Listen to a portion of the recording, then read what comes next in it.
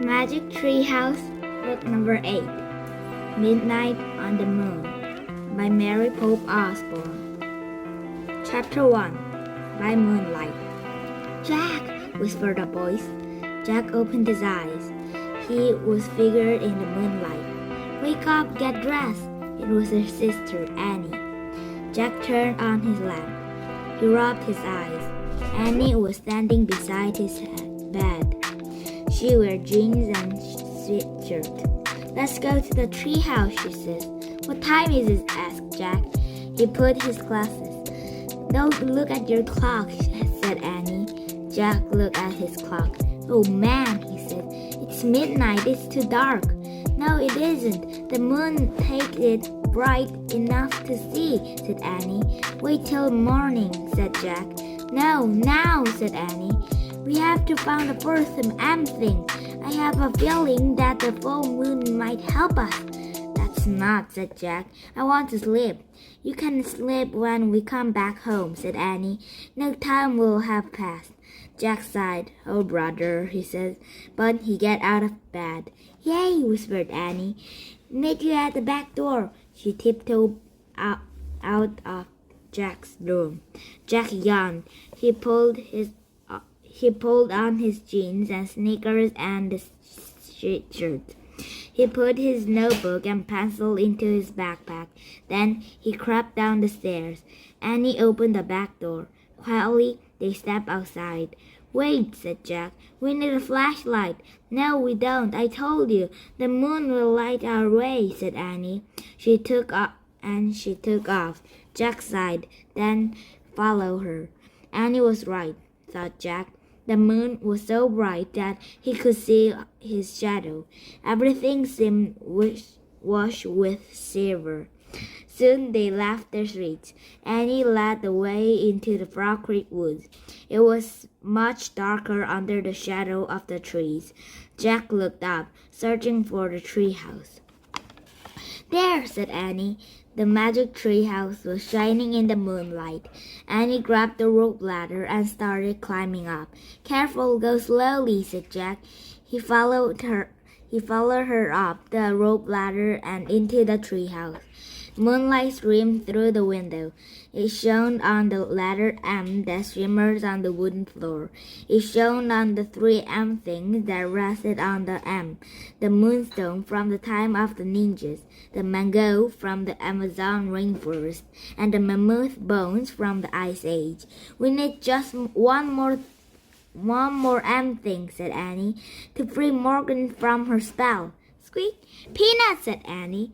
In the dim light, Jack saw the tiny mouse. She sat on an open book. You didn't expect to see us this late, did you? Said Annie. She picked up Peanuts, and Jack picked up the open book. So, where are we going this time? Annie asked him. Jack held the books up to the moonlight. Uh-oh, he says. I knew we should have brought the flashlight. I can't read a thing. He could make out the diagrams and shadowy pictures, but he couldn't read the world. Look at the cover, said Annie. The letter was bigger on the cover. Jack squinted at them. It says, Hello, Moon, he says. Annie gasped. We're going to the moon? Of course not, said Jack. It's impossible to go to the moon without tons of equipment. Why? There's no air. We couldn't breathe. Not only that, we boil to death if it was day and freeze to death if it was night. Yikes, said Annie. So where do you think we're going? Maybe the place where people train to be astronauts, said Jack. That sounds neat, said Annie. Yes, said Jack. He always wanted to meet an astronaut and space science.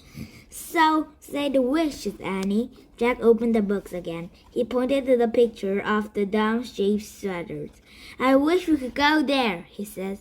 The wind started to blow. The treehouse started to spin. It spun faster and faster and faster. Then everything was silent. Absolutely silent. As quiet, as still as silence could be. Chapter 2. Space Medal. Jack opened his eyes. He looked out the window. The treehouse has landed inside the large white rooms. What kind of training place is this? asked Annie. I don't know, said Jack. The room was round. It has no room. It has white floors and curved wall lit by bright light. Hello, Annie called. There was no answer. There were all the astronauts and space scientists, Jack wondered. There's nobody here, said Annie. How could you know, said Jack. I just feel it, said Annie. We better find out where we are, said Jack. He looked at the page in the moon book. He read the word below the picture of the dome. A moon base was built on the moon in the year 2031. The top of the dome slides open to let spacecraft enter and leave. Oh man, Jack whispered. What's wrong? Said Annie.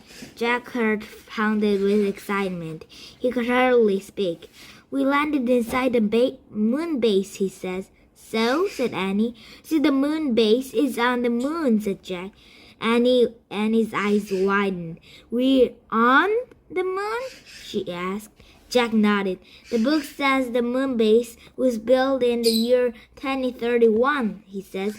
So this book has written after that, which means this book is from the future. Oh, wow, said Annie. Burton must have gone forward in time to borrow it from the future library. Right, said Jack. And now we're in the future, on the moon. Squeak, squeak. Annie and Jack looked at Peanuts. The mouse was running around in circles. Poor Peanuts, said Annie. She tried to pick the mouse up, but Peanuts hid behind the mango on the ladder arm. Maybe she's nervous about being on the moon, said Annie. She's not the only one, said Jack. He let out a deep breath. Then he pushed his glasses into place. So what's a moon base? Said Annie.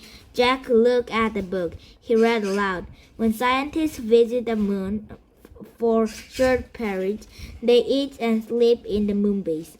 A space medal, said Annie. I guess, said Jack.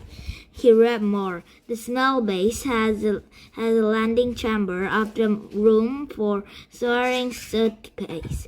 Air and temperature control make breathing possible. So that's why we can breathe, said Jack says. Let's explore, said Annie. We have to find the 4 things for Morgan. No, first we should study this map, said Jack. He pulled out his notebook. You study it, said Annie. Jack copied the map. Then he drew it in the treehouse. Okay, he said. He pointed to an X in his drawing. We're here. Jack looked up. Annie was gone. Oh, brother, Jack says. As usual, she has left without him.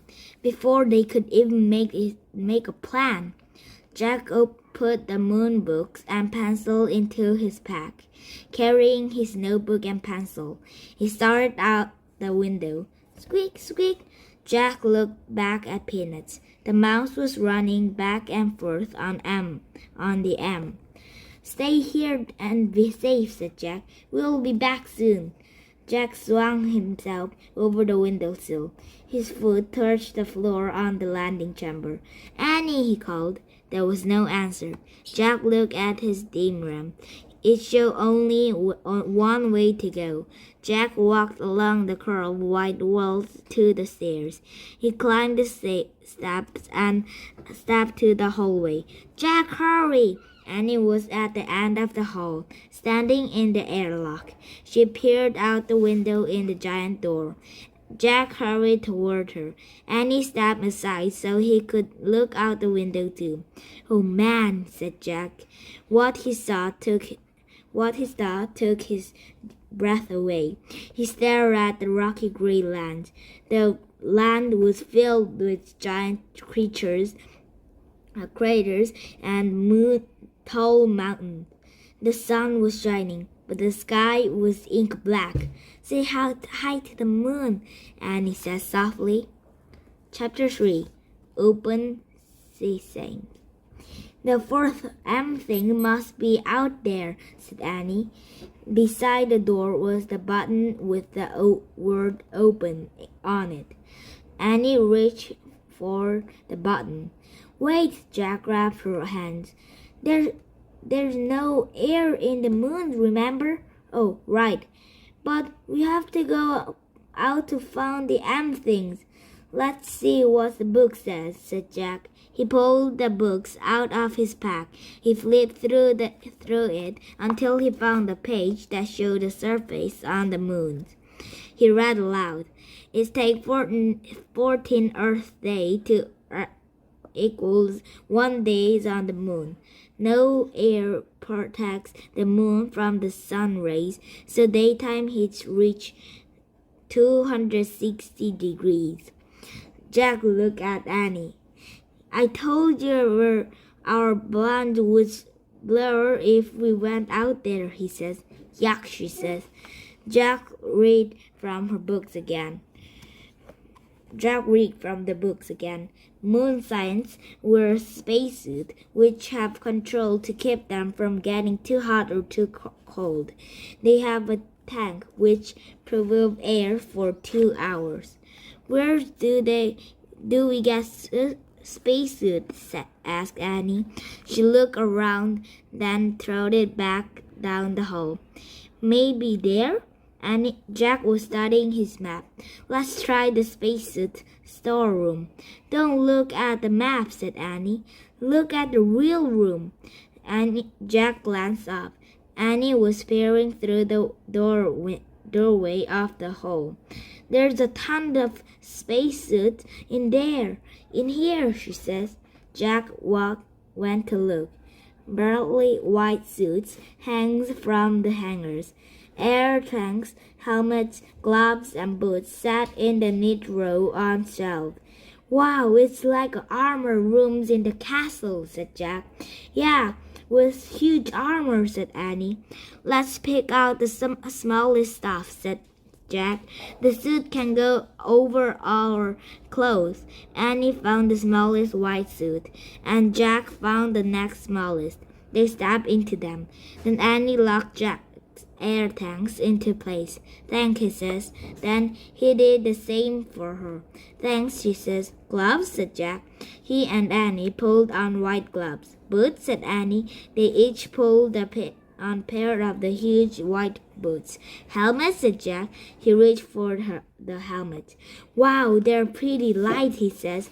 I thought they'd be like knights' helmets. Jack and Annie put the helmets on. They locked each other's into place. I can't move my hat right or left, said Annie. Me neither, said Jack. Let's try tucking. Jack and Annie moved clumsily around the room. Jack felt the fat snowman. Close your visor, said Annie. They both closed their see-through visors. Cool air filled Jack's helmet. I can't breathe, Annie yelled. Her voice boomed in Jack's ears. Ow! Talk quietly, Jack said. We have two-way radios inside our helmets. Sorry, whispered Annie. Jack put the moon books back in his pack. Then he slung the packs over his shoulder. Okay, he says. Remember, we only have 2 hours of air in our tank, so we need to find the fourth M thing really fast. I hope we can find it, said Jack. Me too, said Jack. He knew they could not go home until they did. Let's go, said Annie. She gave Jack a little push. Watch it, no goofing off, he says.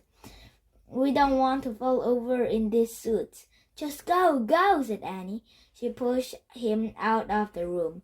They walked back to the airlock. Ready? Said Annie. Open sesame. She pressed the open button. The door slowly slid closed behind them. The door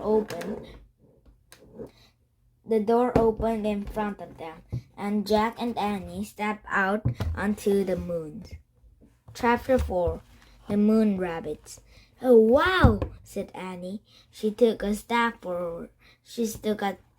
step forward, but Jack stood frozen. He wanted to get a good look at everything first.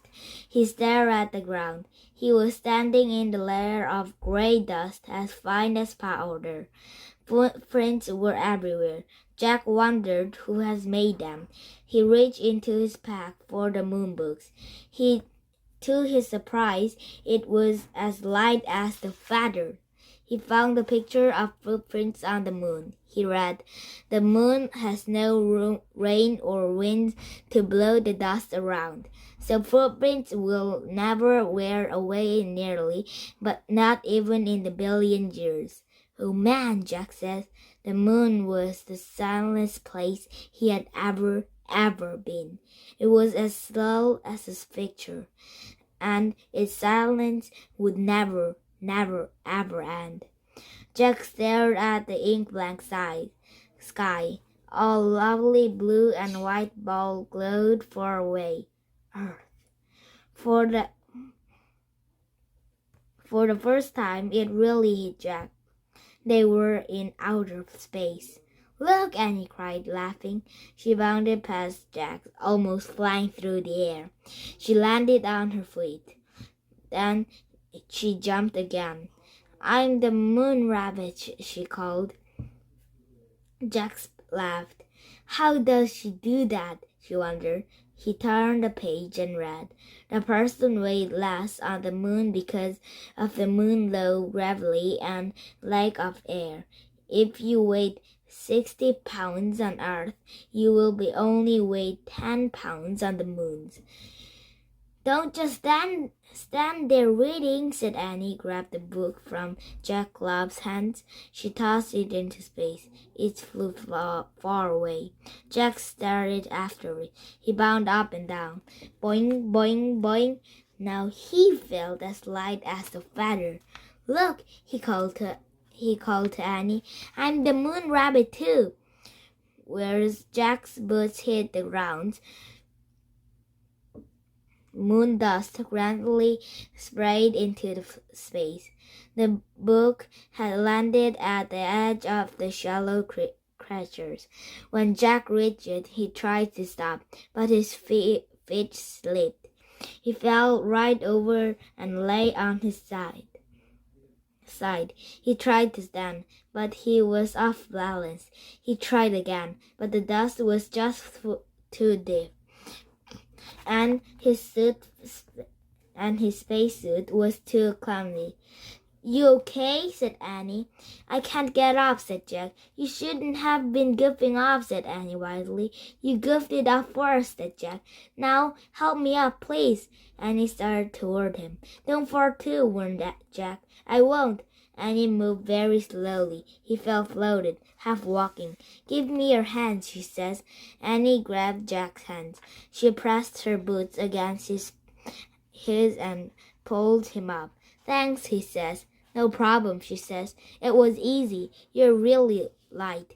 "Thanks goodness," said Jack. "It's impossible to get up alone." He picked up the moon book. It was covered with dust. He brushed it up. "Oh, wow, look," said Annie. She stood at the edge of the craters. "What it is," said Jack. "A moon buggy," said Annie. The buggy was parked in the craters. It has 4 huge wheels. Let's go for the ride," said Annie. "We can't," said Jack. "We just have 2 hours of air in our tank, remember? I bet we found everything faster if we take the moon buggy." Annie bounced into the craters. "But we can't drive," said Jack. "I bet I can drive this," said Annie. "It's look easy. Come on." She jumped into the driver's seat. "But you can't have a lesson," said Jack. "Who cares?" said Annie. "There aren't any roads on the moon, or stoplight, or policemen either." She was right, Jack thought. "Well, go slow," he said, and he climbed in beside her. Annie pushed the button lamps on. The moon buggy lurched backward. "Yikes," said Annie. "Stop on the brake," said Jack. Annie pressed the pedals on the floor. The buggy stopped with a jerk. "Phew," she said. It must be the reverse, said Jack. Let me study this.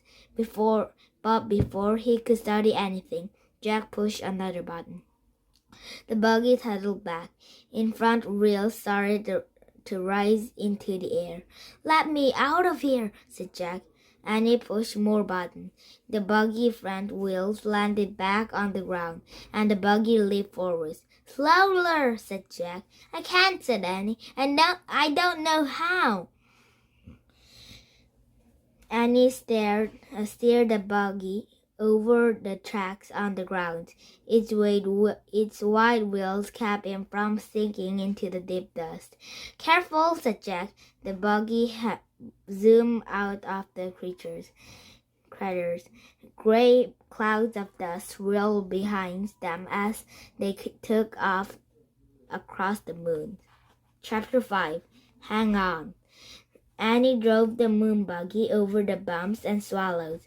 It bucked like a banjo. I'm going through there, she pointed to an opening between two mountains. Jack held onto the dashboard. The buggy bumped toward the opening and shot through. On the other side, the ground was even rockier. Look for the fourth thing, said Annie, bounced up and down. Jack groaned. Look for anything on this wild ride was impossible. So slow it down, he said. How? Try pressing the brake pedals on the floor slowly.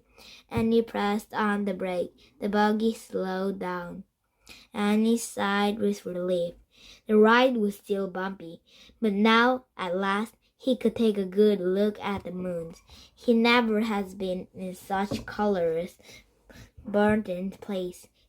There was no green, no blue, no red, no water, no trees, no clouds. Only giant rocks and craters, and an American flag. Oh man, said Jack. That's from the first astronaut who landed on the moon and took a telescope, said Annie. She drove near the flags and telescope. Then she put her foot on brake until the buggy stopped. She pressed a button that has off. Then she and Jack hopped out. They took slow giant steps to the side of the first moon landing. Beside the flag was a sign. Annie read it loud. Here's man from the planet Earth first sets foot upon the moons. January 1969 AD. We came in peace for all mankind. That's a good message, said Jack. He handed the moon books to Annie. Then he took out his notebook and pencil to copy the sign. Let's leave our own message, said Annie. What should we say, said Jack. The same thing, said Annie, but say we are the first kid. Jack turned a new page in his notebook. The big letter he wrote on the message. Now we have to sign it, said Annie. Annie says. Jack signed his name. Then he passed the notebook and pencil to Annie. She signed her names and passed the notebook back. Jack tore out a piece of paper. He put it by the flags. Today, the first kid from the planet Earth came to the moon. We came peace for our children. Jack, Annie. No wind would ever blow the message away. No rain would ever fall on it. It would be there forever, unless someone moved it. Thinking of forever made Jack feel dizzy. He shook his head and cleared his throat. Then he remembered the time. Has 2 hours passed yet? I wish I had a watch, he says, standing up. We might be running out of time. Oh, wow, a moon man, said Annie. What? Jack turned to look at her. She was staring through the telescope. Jack walked over to the telescope. Annie stepped aside so he could look too. Jack gasped. In the distance, Something was flying above the ground. It looked like a giant man in the spacesuit. Chapter 6. High Jump. What is that? Said Jack. I don't know, said Annie, but we'll soon find out. She started waving. No, said Jack. He grabbed her arms. Let's go back to the base before he get here. Why? Said Annie. We don't know who it is, said Jack. We don't know if he's friendly or mean or what. But we can't go back, said Annie. We haven't found the fourth M thing yet. We wouldn't be able to go home. It doesn't matter. We can lock the door at the moon base until he goes away, said Jack. Then we can get new air tank. Jack hurried to the moon buggy. Come on! He jumped into the driver's seat. Annie gave a little wave to the dots in the sky. Then he climbed into the moon buggy. The buggy took off. Careful, said Annie. It bumped over the rocks as Jack turned the buggy around. Then they zoomed toward the path. Jack steered around the craters and rocks. More than once, the buggy nearly tipped over. Wow, slow down, said Annie. They were almost at the mountain pass. Suddenly, the cloud of dust flew up in front of them. The ground trembled. Watch it, cried Annie. Jack couldn't see a thing. He stepped on the brake. The buggy jerked it to the stop. The dust settled. The giant rock has fallen into the narrow path. It was stuck between two walls of rocks. They were trapped. Jack quickly found a picture of the giant rocks in the moon bug. He read aloud. Rocks of all sizes crash into the moon from outer space. Those rocks are called meteorites. We're lucky that meteorites didn't land on us, said Jack. Yeah, I guess it's too big to be the M thing, said Annie. She had climbed out of the moon buggy and was standing by the meteorites. It was more than twice as tall as she was. Jack looked at the black sky. This flying thing was nowhere in sight yet. We have to jump over it, Annie says. Jumped? I don't think so, said Jack. It's too high. I got to try anyway, said Annie. Wait, let's think first, said Jack. But Annie was already backing up. 1, 2, 3, go! She shouted. The ant took giant leaps, stepped to the meteorites. When Annie got close to the rock, she pushed off the ground. Then she flew through the space and disappeared behind the meteorite. Annie, Jack called. There was no answer. Oh, brother, Jack said. He backed up and took off toward the rock. He jumped as high as he could. Then he was flying through the space. Jack hit the ground and fell down into the dust. Jack tried to stand, but his suit was too bulky. She tried to roll over, but his suits made even that impossible. Oh no, he groaned. Not again. Are you here? Asked Annie. Do you made it? Yes. Jack was relieved to hear her voice, but he couldn't turn his head to see her. He could only hear her over the radio. Could you help me up? He asked. Nope, said Annie. Why not? I'm fell down too, she said. Oh, brother, Jack sighed. Now we're really in trouble. He tried to stand up again and failed. Can you see anything? He said. Just the sky, said Annie. Wow, this is weird. I'm worried about our air tank, said Jack. I feel like it's been 2 hours. Jack, said Annie. And what's about the moon man? Said Jack. Where did he go to? Jack, whispered Annie. What? He's here, she says. A moon man is here.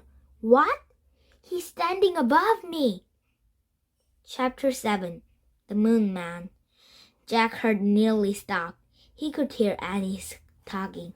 Hi, she says. We come in peace. There was silence. Then Jack heard Annie say, Thank you. I have to help my brother up now. And a moment later, Annie rolled Jack onto his back. He grabbed his hands and pulled him up. Thanks, he says. Once he was standing, the Moon Man was a few feet away. His face was hidden by the metal visors. He looked like a spaceman, a huge spaceman, with a giant tank on his back. It was as big as the refrigerator. That's a jetpack, said Jack. I've seen pictures of future astronauts flying with these things. It's like a mini spaceship, right? The Moon Man didn't answer. I don't think he can hear us, said Annie. He's not hooked up to our radio. All right, said Jack. I wrote him a message. Good idea, said Annie. Jack pulled out his notebook and pencil. He wrote, We're Jack and Danny. We come in peace from America. Who are you? And Jack handed the notebook and his pencil to Moon Man. Then they looked tiny in his big hands. The Moon Man looked down at the message. He looked at the tiny pencil. Then he turned the notebook over. Jack and Danny watched as Moon Man put the pencil to the paper. He was writing something very carefully. Finally, he gave a notebook back to Jack. Jack and Annie stared at the marks. Stars, said Annie. He drew stars. Maybe it's a space map, said Jack. Space map? Said Annie. Hey, Jack, maps start with M. Oh, wow, said Jack. This must be a first M thing. Let's look him what his map means, said Annie. She turned around. We'll never know now, she says. Why?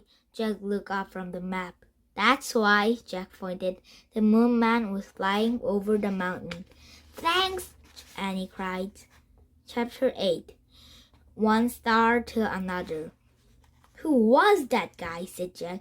What does his map mean? I don't know, said Annie. But let's see if it's work. Jack took a deep breath. Yeah, we better hurry back. I think I'm running out of air. It felt harder to breathe. For me too, said Annie. Go slow, don't breathe too much, said Jack. He and Annie took a long floating step toward the moon base. Jack held his breath as he were underwater. By the time he got to the white rooms, he was all ready to burst. Annie pushed a button beside a huge door. It slid open. They hurried into the airlock. The door closed behind them, and the door to the hallway opened. Jack opened the visor of his helmet. He took a long, deep breath, and it let out. Let's get out of this suit, said Annie. Good idea. Jack was dying to free his arms and legs. As they moved clumsily into the spacesuit storeroom, Jack felt heavy again. He and Annie unlocked each other's helmets, gloves, and boots and pulled everything off. Then they stepped out of their bulky suits. Whew, Jack said. He took off his glasses and rubbed his eyes. He was great to be free, even if he has no longer felt as light as feathers. Hurry, Peanuts, waiting, said Annie. She led the way down to the space step to the bright landing chambers. Yay, she said softly. Jack was relieved to see the treehouse still there. Soon they'd be heading home. He couldn't wait. Jack and Annie crawled through the treehouse window. We're back, Peanuts, said Annie. Squeak! Peanuts went to the letter M. We miss you, said Annie. She patted the mouse head. We met the Moon Man. Sorry, Peanuts, but you have to move, said Jack. We have to put the Put the map on the M. Annie gently lifted the mouse off the M. Jack tore the star map out of his notebook.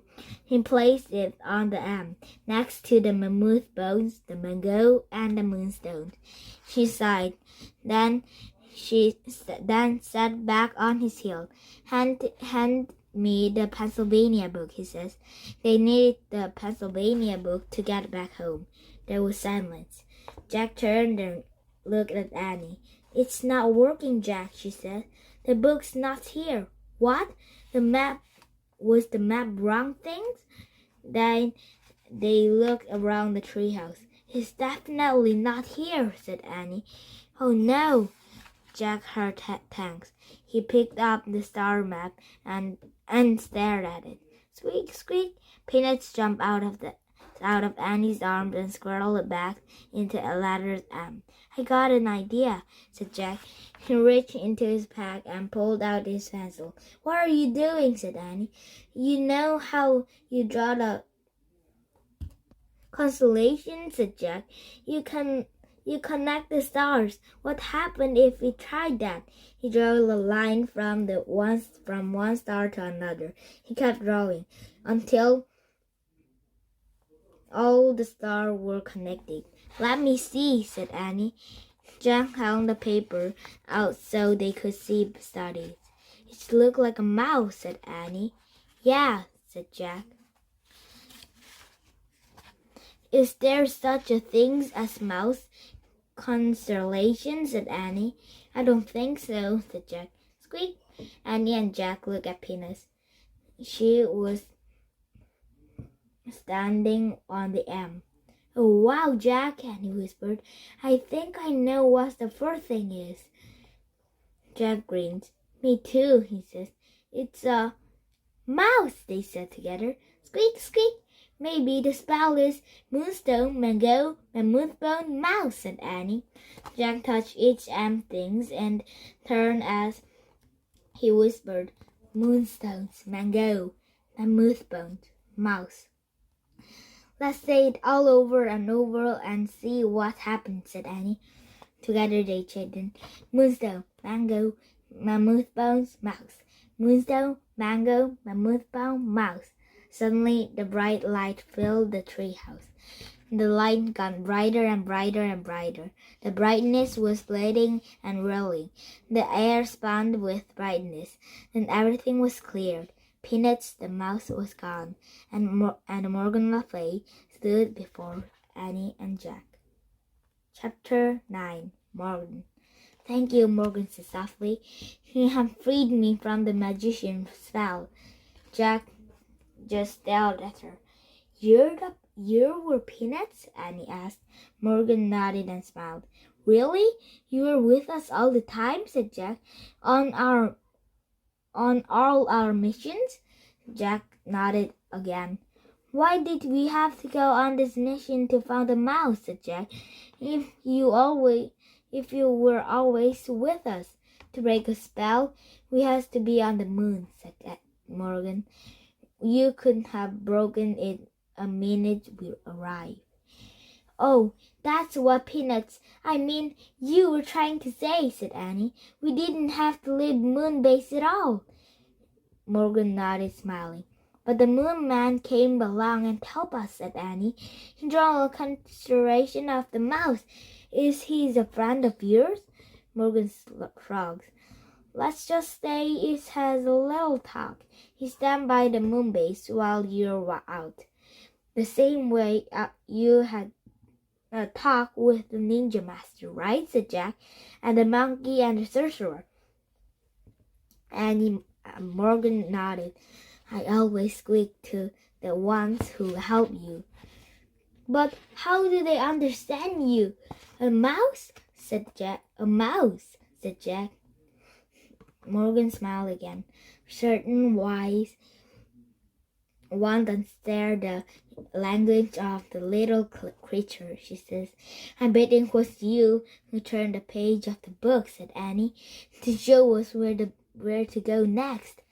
Morgan nodded. But who turns you to the mouse? Said Annie. Morgan frowned. A certain person who liked to play tricks on me. She says his name is Merlin. Merlin, said Jack. The greatest magician who ever lived. Morgan sniffed. He's not that great, she says. He doesn't even know I have 2 brave friends to help me. Us? Said Annie shyly. Morgan nodded. And I thank you both with all my heart. You're welcome, said Jack and Annie. Morgan handed Annie to the Pennsylvania book. Are you ready to go home now? She asked. Yes, said Jack and Annie. Annie pointed to the picture of the Frog Creek Woods. I wish we could go there, she said. The treehouse started to spin. It spun faster and faster. Then everything was still. Absolutely still. But only for a minute. Chapter 10. Earth Life. The moonlight woods woke up. The breeze rustled the leaves. An owl hooted. The sounds were soft, but very alive. Jack opened his eyes. He pushed his glasses into place. He smiled.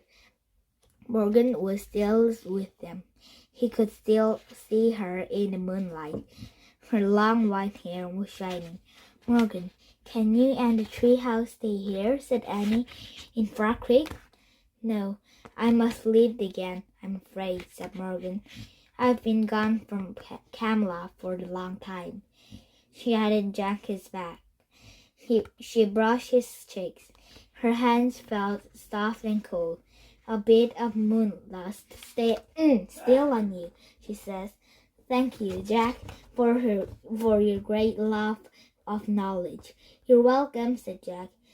Morgan tugs on one of Annie's braids. And thank you, Annie, for the belief in impossible. You're welcome, said Annie. Go home now, said Morgan. Jack smiled. Home was Earth, that bright, colorful world where everything was alive and always changing. Bye, Morgan, said Annie. He started out of the treehouse. Jack took a back at Morgan. Will you come back soon? He says. Anything can happen, said Morgan. The universe is filled with wonders. Isn't it, Jack? He smiled and nodded. Go now, Jack said softly. Jack followed Annie down the rope ladder. He stepped onto the ground. The wind started to blow. The trees started to shake. The loud roar filled Jack's ears. He squeezed his eyes shut. He covered his ears, and everything was silent and still. Jack opened his eyes. The ladder was gone. He looked through the leaves and the branch of the giant oak tree. Where the treehouse has been only moonlight now. Bye, Morgan, he whispered sadly. Bye, Peanuts, said Annie. Jack and Annie stared at the top of the trees for the long moments. Ready? Said Annie. Jack nodded. They started for home. The midnight air felt cold and moist. It was filled with soft sound of earth life. Jack and Annie left the Frog Creek Woods. They started down their streets.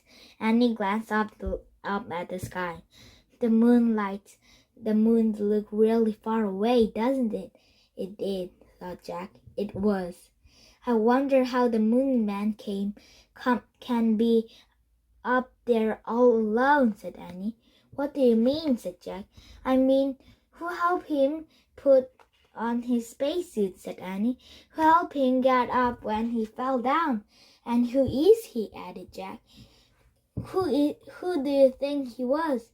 He must be a scientist or an astronaut from Earth, said Jack.